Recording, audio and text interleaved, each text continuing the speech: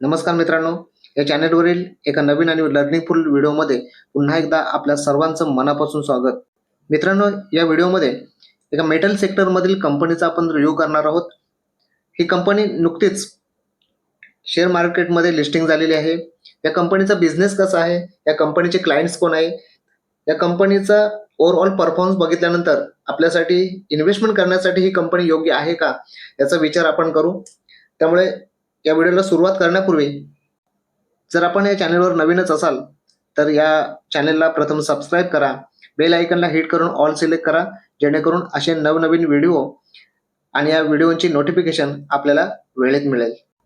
चला तर मग या व्हिडिओला आपण आता सुरुवात करूया. या कंपनीची शेअर प्राइस जी आहे ते आपल्याला पाहायला मिळते 157 रुपये आहे आणि या कंपनीने ओव्हरऑल जो परफॉर्मन्स दाखवलेला आहे तो एकदम फ्लॅट आहे. नुकतीच कंपनीची लिस्टिंग झालेली पाहायला मिळते. 1 सप्टेंबरलाच कंपनीची लिस्टिंग झाली, म्हणजेच गेल्या 2 महिन्यापूर्वीच कंपनीने आपल्या शेअर मार्केटमधील प्रवासाला सुरुवात केलेली पाहायला मिळते. पण एकूण जर या कंपनीचा चार्ट पॅटर्न बघितला तर एकदम परफॉर्मन्स आपल्याला फ्लॅट दिसतोय. कुठेही तेजी नाही, कुठेही जास्त मोठी असं क्रॅश नाहीये. पण या कंपनीचा जर एक अभ्यास केला आपण, चार्ट पॅटर्नचा व्यवस्थित अभ्यास केला तर एक इथे आपल्याला बॉटम झालेला पाहायला मिळतोय आणि या बॉटम वरून आपल्याला एक चांगला अपसाईडला चांगला मोमेंट सुद्धा पाहायला मिळतो.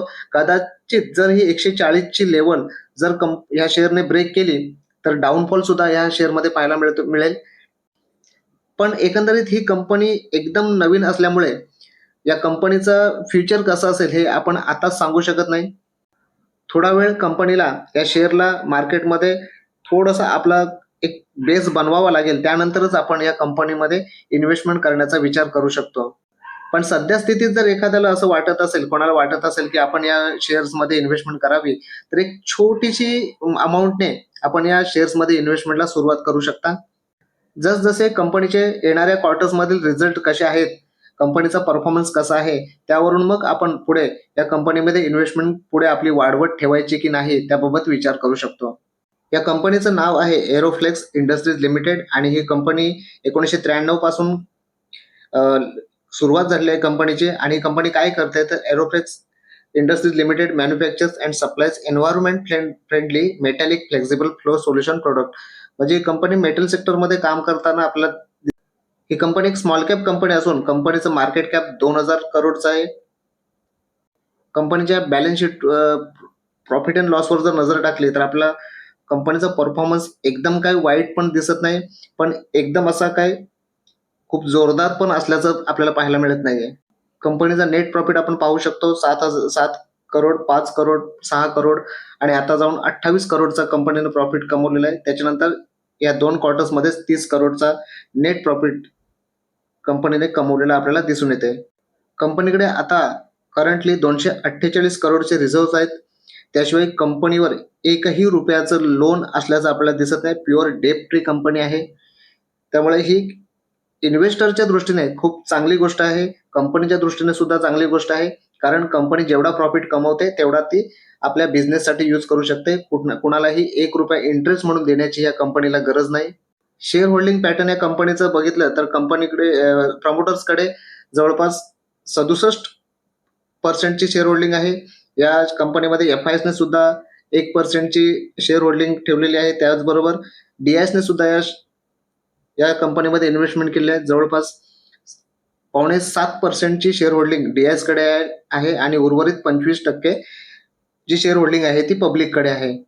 कंपनीच्या पॉझिटिव्ह गोष्टींवर जर नजर टाकली तर आपल्याला दिसते की कंपनी डेट फ्री आहे. कंपनीने आपलं लोन पूर्णतः कमी केलेलं दिसून येते. त्याच्यानंतर कंपनीने चांगला प्रॉफिट जनरेट केलेला दिसून येतोय. कंपनीने 252% सीएजीआर लास्ट 5 वर्षामध्ये दिले. Company has grown return equity म्हणजे आरओई सुद्धा कंपनीचा चांगला आहे. 3 वर्षामध्ये 29% कंपनीने आरओई दिलेला आहे. एक नजर आपण कंपनीच्या वेबसाईटवर टाकू, म्हणजे आपल्याला कंपनीबद्दल अजून काहीतरी नवीन काहीतरी जाणून घेता येईल. आपण पाहू शकतो कंपनीच्या वेबसाईटवर आपण आता आलेलो आहोत. कंपनीचे जे काही क्लायंट्स वगैरे आहेत, कंपनीचे प्रोडक्ट काय आहेत ते आपल्याला इथे पाहायला मिळत आहे. इतके सारे प्रोडक्ट कंपनी प्रोडक्शन करते कंपनी या प्रोडक्टचं. त्याचबरोबर कंपनीचे जर क्लायंट्स आपण बघितले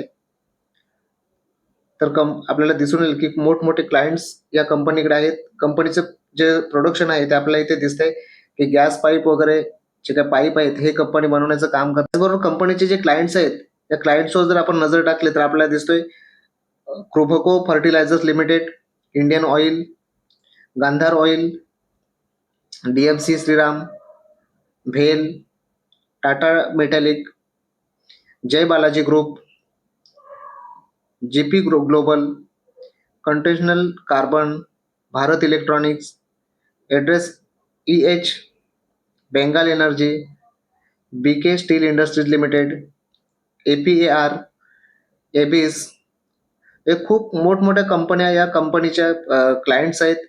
त्यामुळे एक प्रकारे शेअर इन्व्हेस्टमेंट करणाऱ्यांसाठी एक चांगली गोष्ट आहे की या कंपनीचे क्लायंट्स जे आहेत खूप मोठमोठे असल्यामुळे कंपनीचा बिझनेस जो आहे तो येणाऱ्या काळामध्ये खूप वाढलेला असल्याचं आपल्याला पाहायला मिळेल. आपण पाहू शकतो अजून काही क्लायंट्स पिक्स, पिडिलाइट सारखी कंपनी सुद्धा या कंपनीचे क्लायंट आहे. NFL, KSK, KLJ, किर्लोस्कर, म्हणजे अशा मोठमोठ्या कंपन्या ज्या आहेत मार्केटमधील त्या या कंपनीच्या क्लायंट्स असल्याचं आपल्याला पाहायला मिळतंय. आता आपण या शेअर्समध्ये इन्व्हेस्टमेंट करावी की न करावी हा आपल्याला प्रश्न पडेल. तर इन्व्हेस्टमेंटच्या पॉईंट ऑफ व्ह्यूने जर आपण बघितलं तर थोडासा वेट अँड वॉचची भूमिका आपण ठेवली तरी चालेल. एक मगाशी जे म्हटलं की एक बेस जर आपण कंपनीचा पाहायला किंवा कंपनीने एक बेस जर बनवला आणि तिथून जर कंपनीमध्ये अपसाईड किंवा डाऊन साईडला जे काय मुवमेंट येते ते आपल्याला जर पाहायला मिळाली तर त्याच्यावरून आपण एक अंदाज बांधू शकतो की या कंपनीचा परफॉर्मन्स कोणत्या बाजूला चाललाय तो. म्हणून जर इन्व्हेस्टमेंट करायचीच झाली तर छोटासा इन्स्टॉलमेंट टाकून 2,000, 3,000, जास्तीत जास्त 5,000 रुपयाची इन्व्हेस्टमेंट करून आपण सुरुवात करून ठेवू शकतो. पण खूप मोठी सध्या रक्कम इन्व्हेस्टमेंट करणं थोडंसं घाईचं ठरेल, चुकीचं म्हणता येणार पण घाईचं ठरेल. एकंदरीत या कंपनीचा येणाऱ्या 1-2 क्वार्टर्सचे रिझल्ट कसे येत आहेत ते बघितल्यानंतर आपण लॉंग टर्मच्या इन्व्हेस्टमेंटचा या कंपनीमध्ये विचार करू शकतो. मित्रांनो, हा व्हिडिओ आपल्याला कसा वाटला हे आपण कमेंट करून सांगा. आणि हा व्हिडिओ जर आपल्याला आवडला असेल तर या व्हिडिओला जास्तीत जास्त लाईक करा आणि या व्हिडिओला जास्तीत जास्त शेअर सुद्धा करा. तर मित्रांनो, भेटूया आपण आपल्या पुढच्या व्हिडिओमध्ये. तोपर्यंत बाय बाय.